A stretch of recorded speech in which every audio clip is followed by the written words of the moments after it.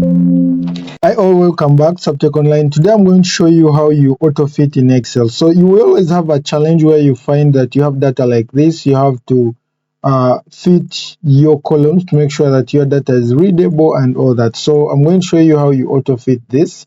So let's go ahead and do it. So how do you do that? I'm going to create a new sheet. Then imagine if this width is this size. Every time I type my data, that's how the feeling is. You feel like no, this can't happen, which means you have every time to manually fit this, which is time consuming. So how do you do this? Go to that sheet, right click, view code.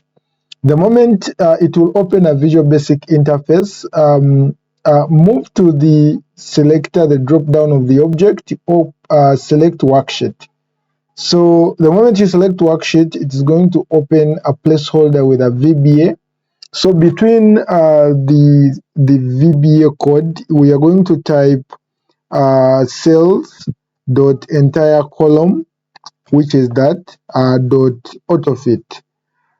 So Autofit. When you're done that, go ahead and save. Close the interface. So this time, every time I type in anything, it should be auto fitting. So please subscribe to Subtech. So the moment I enter, it will auto fit. And even another thing, even if someone tries to enlarge the column to a maximum size that we have no data that is fitting that, it will always resize back to what was the largest, or what is the largest sentence or word in that cell or in that column.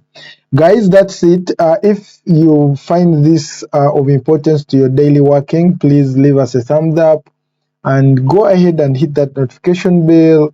Don't forget to subscribe such that you can get such videos. Meet you in the next video. Bye bye.